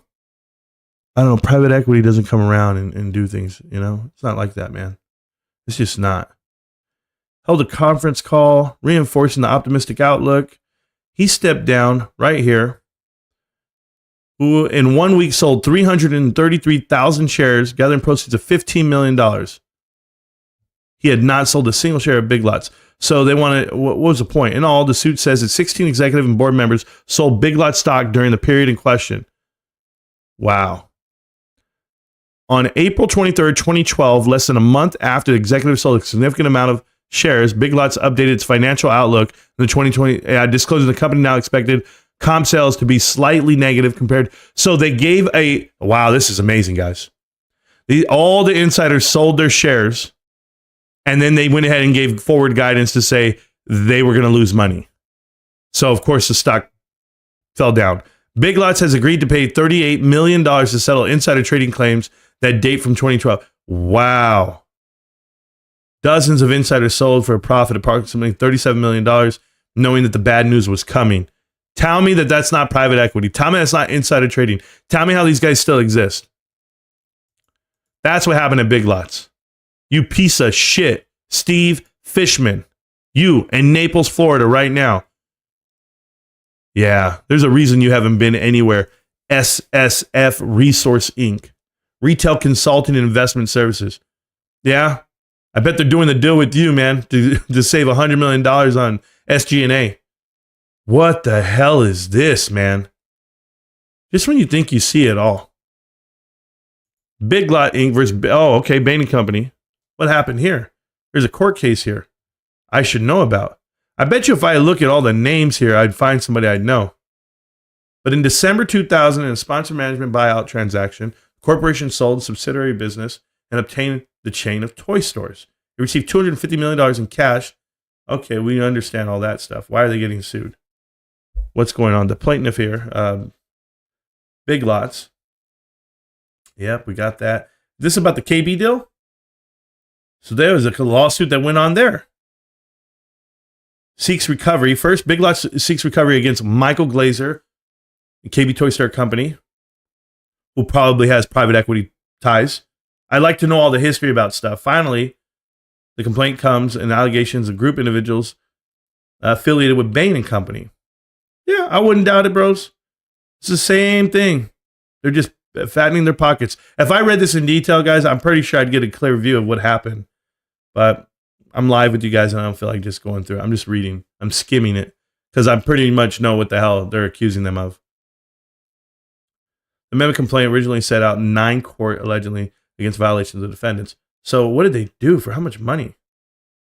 And then they filed for bankruptcy. As a result of bankruptcy, became due a payable amount of approximately $57 million, consisting of $45 million in principal plus secured interest. Bro, well, there you go. Big Lots was suing Bain. So that has to be something behind that deal. That was in 2006. I'm not going to dwell on it too much. I already know this is private equity. After a stop at Bed Bath & Beyond, 2 activists target Big Lots.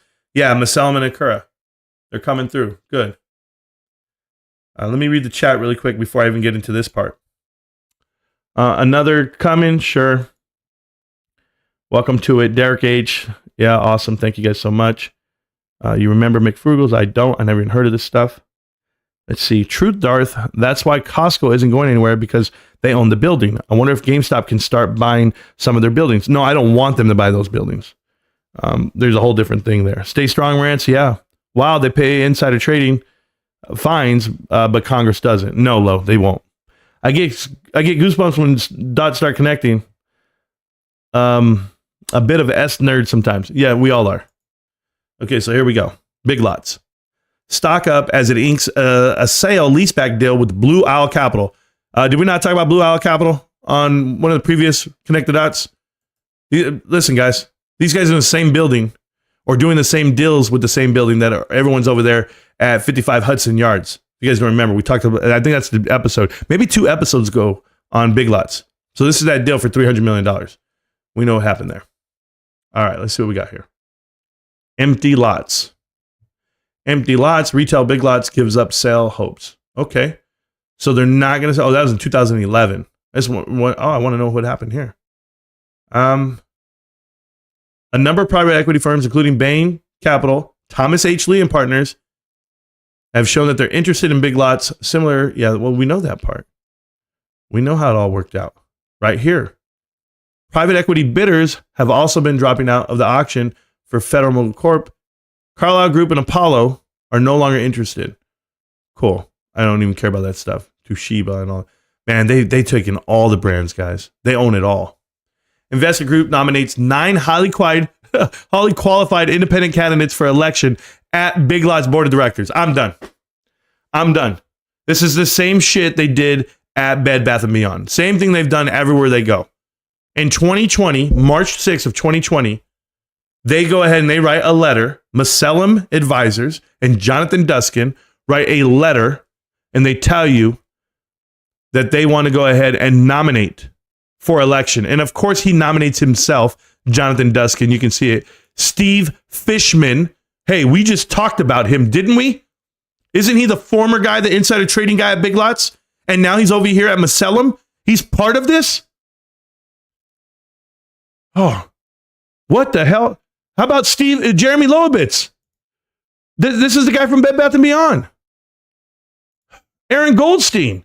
How do I know him? I know that name. This is crazy. Oh my God. Our nominees are Teresa Bax. Oh, guys. Let's go find out who you punks are. Oh, I'm looking for you. All right. Connect the dots. Teresa, I want to know what you do for a living. Why are they putting you on the board of directors or nominating you? We'll find out where you work. God, I only want to know because guess what? I want to know who to avoid and when to avoid them. You're nobody? Oh, Francesa's right there. President and COO. Remember we talked about them? We just talked about them on the Connect the Dots. David's Bridal, the same thing. Jim Barry, what do you know? Mervin's. There it is. Mervin's from the 60s, from the 1975 to 1991. How old are you, lady? Holy hell. I'm not being like, ageism, but it's all the same thing. All right. All right, that's one down. That's private equity. That's their buddy. All right, let's see what else we got. Oh, man. Who are you? How you doing, Susie? Susie? What's good? I haven't even looked at your full, resume. Joe's Jeans. Never heard of that. Is that you, Ashworth? How'd you get this job, Susie? How are you even... Oh, Centric Brands. Isn't Centric Brands one of the companies that private equity already owns? Centric Brands. Where do I know that from? I mean, I could go a little deeper. I could go. We can do it this way. I'm going to go private equity. Oh, emerges from bankruptcy. How could they go bankrupt? Oh, wow. Wow. They went bankrupt. You're there right now? That's who you work for? Oh, okay. This is who you work for, Lady Centric Brands. I'll tell you who these guys are, guys. These guys are going to be Ares and Blackstone. Centric Brands has completed financial restructuring emergency for bankruptcy after filing in May. This is this year, guys. Okay? The company reduced its target roughly by $700 million. Blah, blah, blah. Look at this. Centric Brands has become private equity with financial backing from the majority sponsor Blackstone, Ares Capital, and HPS Investment Partners. So, is she private equity, guys? Somebody help me. Somebody hold me. Somebody tell me. Bankrupt company you work for is Blackstone and Ares Capital. I wonder why. Let's go to the next one. That's already that was just so easy. I've seen this guy before. I want to say I've talked to this guy before. I've looked him up before. He's a fictional writer, but that's not the one we're looking at. Yeah, he was this guy, C.H. Robinson. What other company was this guy from? Oh my God. Guys, we know. I've talked to this guy. Or I've talked about him. Where did you work? You're on the board of directors already at Big Lots? No, but C.H. Robinson, that's the traveling company, that's the freight company, right? We talked about them in another video. So there's somebody else at C.H. Robinson at another company. What was it on Connect the Dots? We already talked about it. Thomas Kingsbury. Here it is. Who is this? Big Lots. Why are you here, Thomas Kingsbury? Why are you here? Are you serious?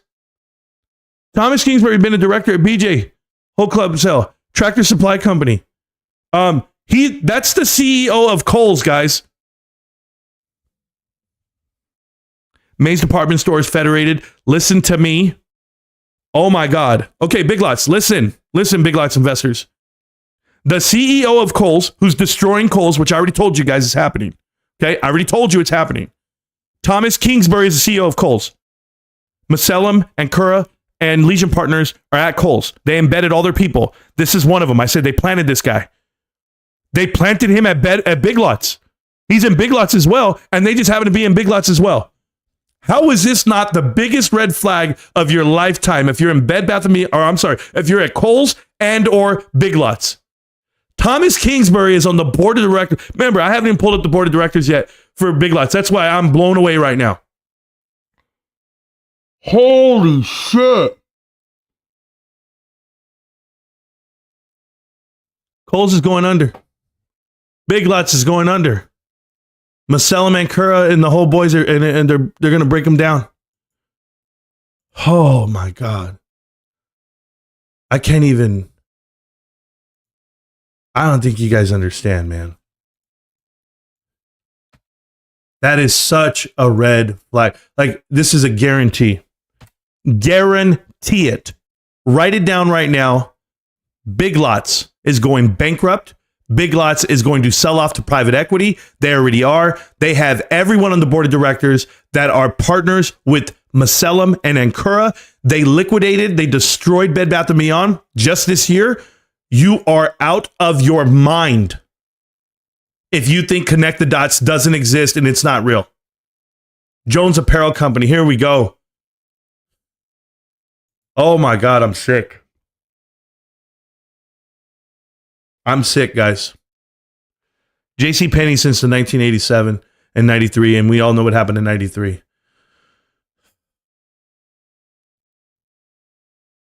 I know you guys don't care like I do. Half of you guys don't give a damn about what I'm saying. They announced, I can't believe that they even put Steve Fishman as potentially being on the board when we just talked about him. Is that not the same guy that we just talked about for insider trading? Is that not the same guy that worked here at Big Lots 20 years previously? The former CEO. Yeah. How the hell could he be announced as a potential person for the board of directors of somewhere where he was cited for insider trading? How is that even possible? This is crazy, guys. I'll read the chat later. I'm still blown away right now. Hey, you guys want to tell me I don't know what the hell I'm talking about when it comes to this? Somebody tries to tell me all the time, you don't know what you're talking about, Marantz. Private equity. Yeah, blah, blah, blah, private equity. Okay, look at Aaron Goldstein. Big Lots, Kohl's, Bed Bath & Beyond, City Trends, Children's Place. You are batshit crazy.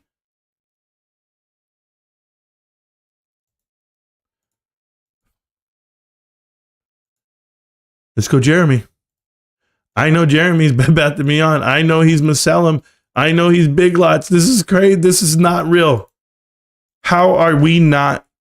I mean, how is no one investigating this? How is how am I the only guy? Am I the only guy?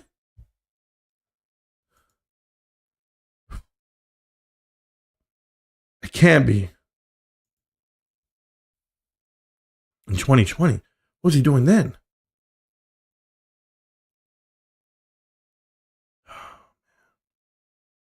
I got to catch my breath, guys. I'm out of breath right now. Like I'm lightheaded. I'm just like, I don't think you guys care like I do. I don't think any of you guys do. I think you do, but I don't think you guys really know like how exhausting this is when I talk to people and they just don't even understand what the hell I'm talking about. This guy right here was part of Bed Bath & Beyond, if I'm not mistaken. This Jeremy guy. Loabitz or something. I got to figure him out really quick. I don't even know how to say his name. Liabitz or something. That's what I say, Liabitz, yeah. Where is his resume, though? Like, oh, you know what? If he's on the board of directors, I'll look him up. It'll come up. Because apparently he was nominated and then they give them. And Cynthia S. Murray. I don't know who that is. These are the people that they announced that were going into the board of directors at Big Lots. And you want to know why Big Lots is upside down? You want to know why Big Lots is doing dumb shit? I mean, this is unbelievable. My stomach hurts. I'm nauseous right now. Let's see what we have here. CEO Murray Advisors. Who the hell is she? I don't even know who she is. I don't think it's the right person. There's always like multiple people. I got to go find out. Let me see. So you want to put those? You guys want to put those dots together? Is that it? You guys not know what we're looking at? 9 highly qualified individuals is who they put on the board of directors is what they nominated. Of course. And you think they're highly qualified? They're going to go in there and destroy your company on purpose. Where's the breakdown for who they are and what they're all about? That's, I'm over it. I'm over it. Okay, I realize what the hell just happened. Let's keep going. Sale, leaseback, deal makers. Oak Street refinances portfolio of 42 properties, and I bet you it's all, unfortunately it's not going to show you, but it is without a doubt Big Lots. The distribution center in Big Lots is right here, and they took over. So let me go back to what I had. Let me go read the chat over here on YouTube, and I want to thank you guys. Screw the military cabal. There's an entire private equity cabal. Conflict of interest, much, absolutely. Sexism, sure. What's next? Montgomery Wards? I don't know. I'm going to have to go look. I'm going to do another one. I have another video coming out right after this, or tomorrow maybe. I don't know. I will be live tomorrow. I'm going to be live every day of the year from now on because my job allows me to be. I love what I do. Y'all own nothing and like it. Yeah. Resistance is futile. Yes. That's wild as F. Yeah. If I'm left owning nothing, then I have nothing to lose. That makes me the most dangerous. This stock market is so messed up. I'm telling you guys. Knowledge is king. Hit that like button and subscribe button, guys. Thank you so much, Robert, for that. I really think you are the only guy, Brian. Thank you, man. I'll never own nothing because I always have GameStop shares. The sky is falling. I'm telling you, man. I really do wonder, why is nobody looking into this? It's crazy. It's beyond crazy. The Hood Casino is calling you? All right, man. Marantz's Chicken Little. Yeah, you know what? Chicken Little ended up being right. He ended up being right because there ended up being aliens, bros. Big Lots takes itself off the market. Here's the report. And as you read this, you'll see right here, Bain Capital and TGP and Thomas H. Lee and Advent International, all of private equity firms that we've talked about. And Big Lots has reportedly hired Goldman Sachs to explore a sale. That was in 2011.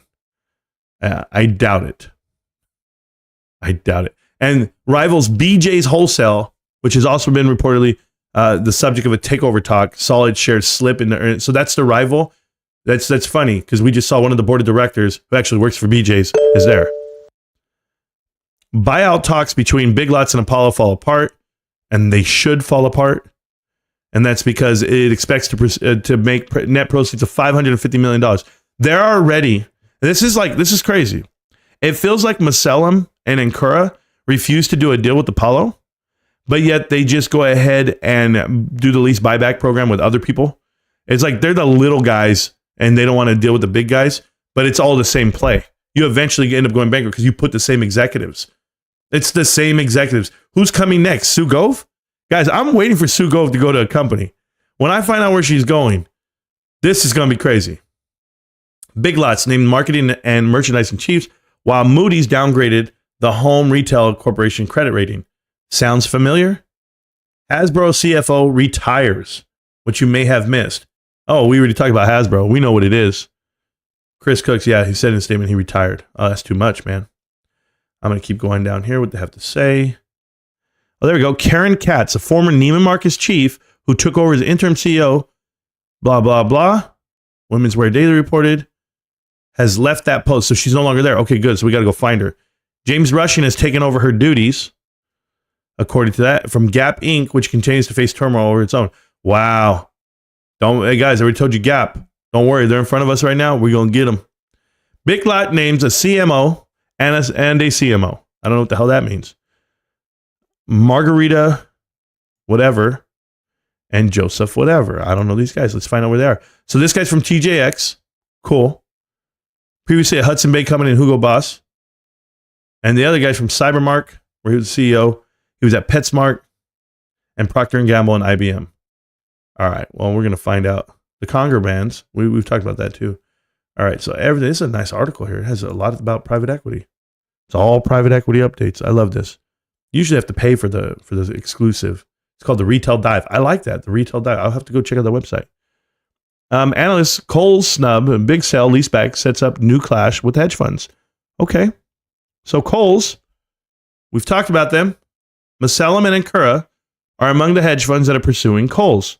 Really? Had no idea. Michelle Gass took off. She went over there. Yeah, we know that. Last week, the CFO, Jill Tim, said third quarter earnings call, it would have transformative transaction.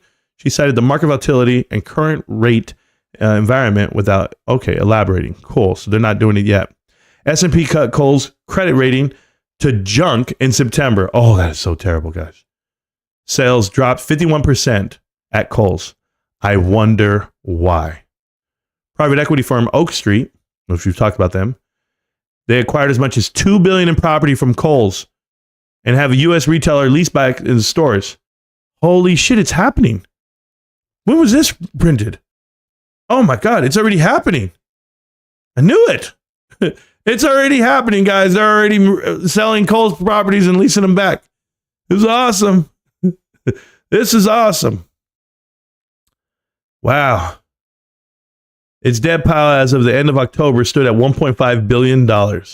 They raised $3.9 billion on this proceed, whatever it was they sold down right here. It is not clear how many of Kohl's 1,100 stores will have been involved in any deal. Oh, they're $2 billion worth. Man. Fulfillment Distribution Center pocketing $193 million after. So they're already cutting up Kohl's, guys. It's happening. It pointed, right here. Here's the best part. In a letter to shareholders in March, defending its strategy against criticism for the hedge fund, Macellum, Kohl's said that a large sale lease buyback would negatively impact margins by adding unnecessary rent expenses. Yes, it would, at the risk of Kohl's investment grade rating. It pointed to the example of retailer Big Lots, which is under pressure from Macellum, another hedge fund that took a 15-year to 20-year leases on 4 distribution centers, raising $725 million, only to see the operating margins plummet afterwards. Big Lots did not respond for comment. Do you guys not know that this whole bullshit right here is just word salad? Because they actually run both companies.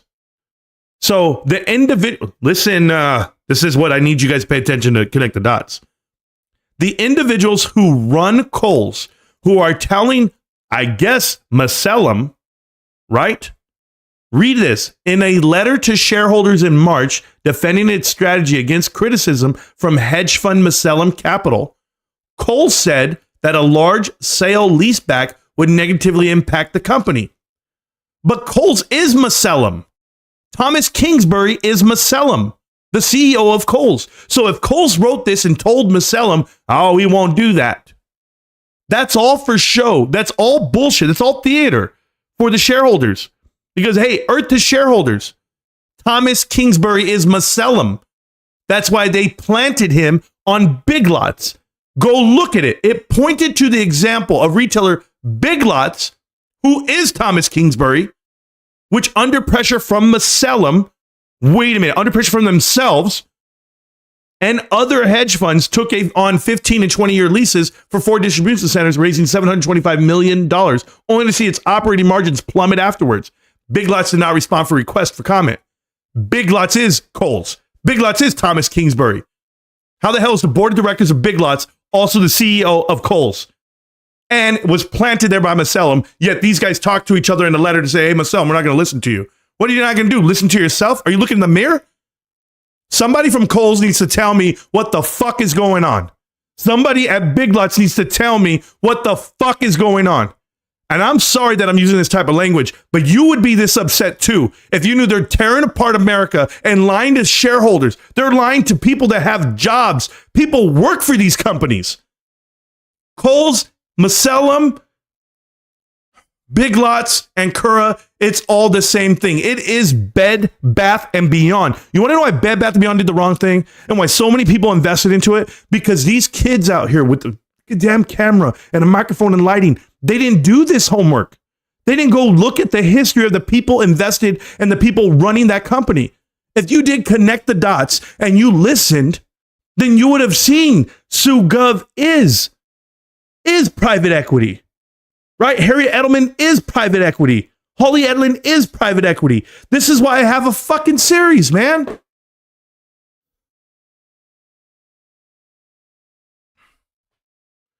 And another example of sale and leaseback adding to the retailer's financial woes, Bed Bath & Beyond raised $250 million in sale leasebacks of its stores, a distribution facility, and office space, only to subsequently face a liquidity crunch and scramble and find ways to get out of the leases. Bed Bath & Beyond did not respond for comment. Bed Bath & Beyond is Macellum and Ankura. What are we doing with this pub piece?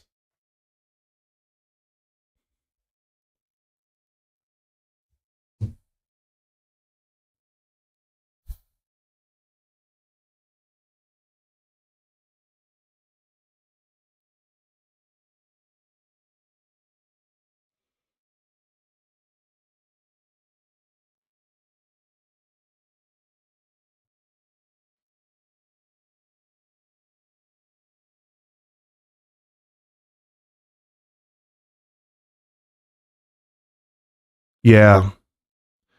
I got to go get a drink of water and I got to go and play TFT and I got to go to the movies. But honestly, my stomach is sick. Macellum takes an 11% stake into Big Lots. And when they took the 11% stake, you had to know that Jonathan Duskin comes in and he cleans it up. If you guys don't remember Jonathan Duskin, if you guys don't remember this part of Connect the Dots, go look it up. Global Crossing, the biggest bankruptcy bullshit ever in the stock market history, had a market cap of over like $60 billion. And it was all bullshit during the dot-com bubble. Right now, I'm in an AI bubble. I'm in a retail, what they call apocalypse.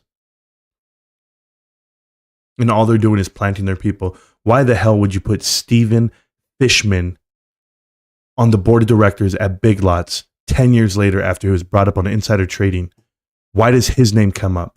Why is he being planted there from us? There's so many red flags at Big Lots and Kohl's that if you guys are not paying attention, if you're an investor and you believe in these guys, you're about to lose every dollar. And it's always the letter. It's always the example. It's always about the peers. It's always about this is what you could do. This is what will happen. And then what happens when you let this damn wolf in the door? Board of directors. This is the board. The current board of directors. And I know that Jeremy's not there anymore. I'm looking at some more stuff. Some people have come and gone, so they try to mask it from you. Sandra Campos, let's go check you out. Let's see what you're all about. Sandra Campos, Juicy Couture, Babe, Buffalo, Tentron, BCGB. Yeah, this is all private equity, fashion lines, whatever she used to work for. These are private equity companies, sure. Is she that bad from what I can see? Probably not. I mean, I'm reading it right now. And Consumer Lifestyle Consulting Group, Advisors and Operations, Shoulder Up Technology Acquisition Corp. So from a SPAC company, right? She's a member at We Are the Board. An advisor in operations at Shoulder Up Technology Acquisition Corp. That is a SPAC. This Athena Technology Acquisition Corp. It's a SPAC. She's running SPACs, guys. If you don't know what the hell's going on here, Sandra Campos, it's a no-go for me. Nowhere in there did it say retail, big box, you know what you're doing. Sebastian DeGrand over here.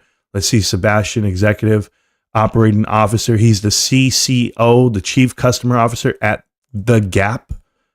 I'm talking about currently. He's at The Gap. Prior to joining Gap, he was a senior partner and managing director at the Boston Consulting Group, BCG, for over 20 years. Yeah, I want to do business with Kohl's, guys. I want to do business with Big Lots. Good job. And or The Gap. Yeah, thank you, Sebastian. BCG. How about Cynthia T. Jameson? She's a CFO. I'm reading. Aquaspy, I don't know who that is. Oh, but here we go. She was at Kraft General Foods, Arthur Anderson, B&G Foods. Sounds great. Darden, there we go. That's private equity. Office Depot, that's private equity. Tractor Supply Company. We already know that several other people on Tractor Supply are part of private equity. You know, they can actually run the whole show from there. Kim Newton. How you doing, hon? If I really had to look you up, Kim, I could. I'd go in here and look you, but I don't see it. Hallmark. I just don't see. Oh, there we go. I found it. So is that what it is? Hold on. Did I read that right? No, I read American. Woo. I thought it said America Airlines. I was like, if I see America Airlines, guys, you already know that's private equity. So I'm looking. No, she's fine. I don't know. Should have a resume for me. I'm already convinced. I'm convinced, guys. Wendy, how you doing, Wendy? What are you all about? I'm just looking for a couple of red flags here. Sleep Number, great. Know all about it. America Airlines, holy hell, oh, really? Began her career at the airline industry, serving in various financial, strategic, and general management leadership positions at America Airlines. I can't even make this up anymore. I just can't. Tell me your investment, guys, and I'll tell you who's in it. Bruce Thorne, I already broke him down too. Nancy, how you doing, Nancy? Campbell Soup.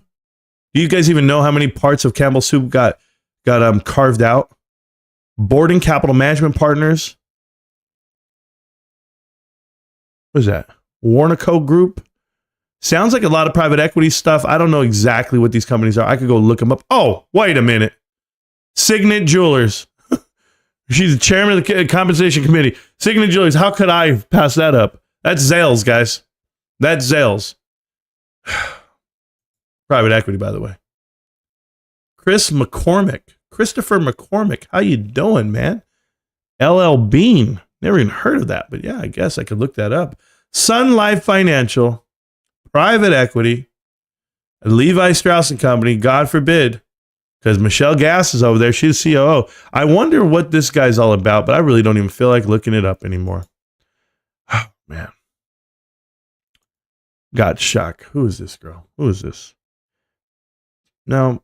Kraft Foods, private equity. Kraft.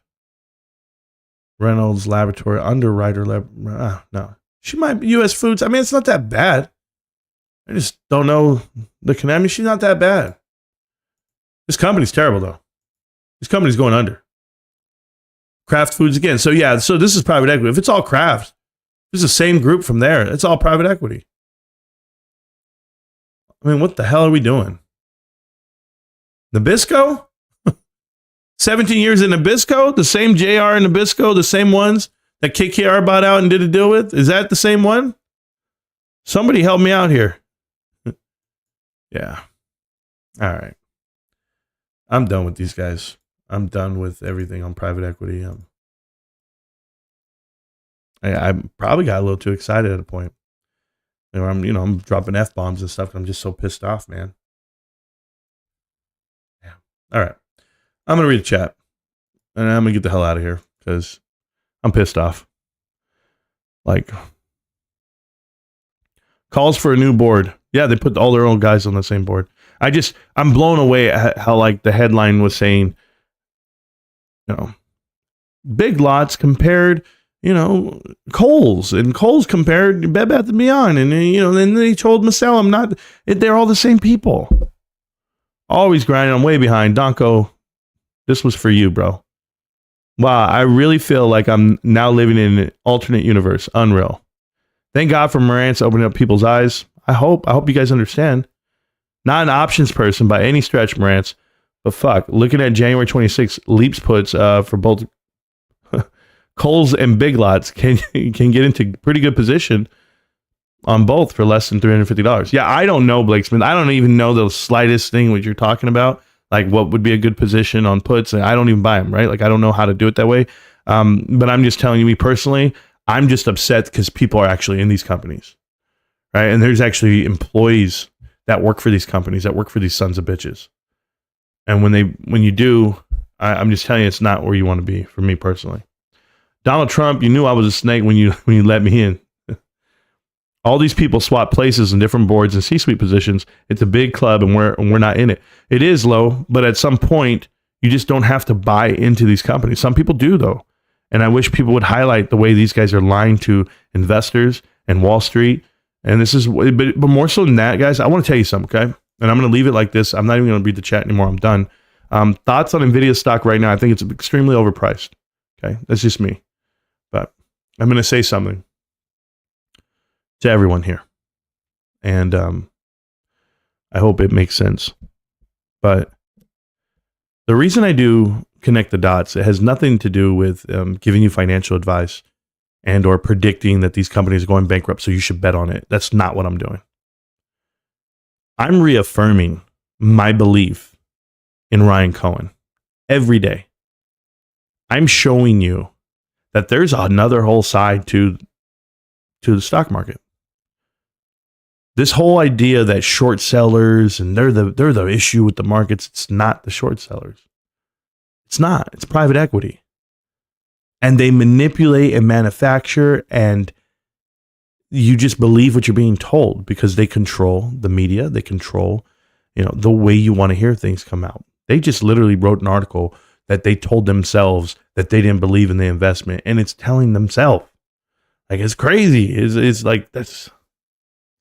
And as I'm reading it, I'm making myself go crazy because I'm like, this can't be real. Like, we're really stuck in this matrix. There is only one investment right now that proves to me that I'm in the greatest investment of my lifetime. Because when I say there's no private equity, there is absolutely none of these shenanigans going on with GameStop. There is no bullshit. There is no lease buybacks. There's not. They already did everything they could to fight off private equity, push them out of the board. And now they're transitioning and trying to live in a world where private equity is still trying to bring them down. Okay. Well, that's all going on. I'm letting you see it firsthand, how they destroy companies, why AMC is never coming back and never going to be productive, why Bed Bath & Beyond is gone forever, and these guys are next. I woke up today, man. I educated myself a little bit more what private equity is and what the next mission is. And it looks like it's going to be Kohl's, and it looks like it's going to be Big Lots, and it looks like it's just going to hurt a lot of people's pockets. Some people will come out here and start pushing the stock, start pushing out the idea that these companies are going to be bought out by GameStop, that these are the partnerships you want. They're going to start talking about Carl Icahn coming in with Ryan Cohen and doing deals. They're going to just sprinkle this bullshit onto you. And that's why I make the videos. And that's why I show up every day, because I have to protect the information. I have to protect the brand. I have to protect what this is. And what is this? The greatest investment of my lifetime. And it's not these guys. These guys have no money at all. And they're out here chopping off their arm, trying to say, hey, I lost some weight. It's not the way it works. Enjoy, guys. I'm going to get back at you guys. Another Connect the Dots will come out next weekend. I already have an idea what company I want to go at. But if you guys ever want to give input on the channel, you can. If you ever want to tell me what stock you want me to look up next, I'll do it. I'll break it down. We go well into it, more than just the balance sheet, more than just the TA of it, the technical analysis of the stock market. We go all the way to the root of the cause. We are connecting dots from the beginning of time.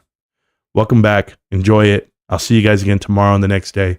If you need to get me, you know how to get at me. Discord's completely free. It always will be. Hit me up on Twitter. Follow me on TikTok. Follow me on YouTube. Do the best you can. Give me a thumbs up. However you guys want to support the channel. I appreciate you. I do. But this information I give you, I'm willing to do it for you. Let's do it together. GameStop. Can't stop, won't stop. GameStop. I hope you guys enjoy the content, and I hope it's worth your while. Everyone who supports the channel, I hope you get some value out of what we do here. And I mean that. God bless you guys. Peace.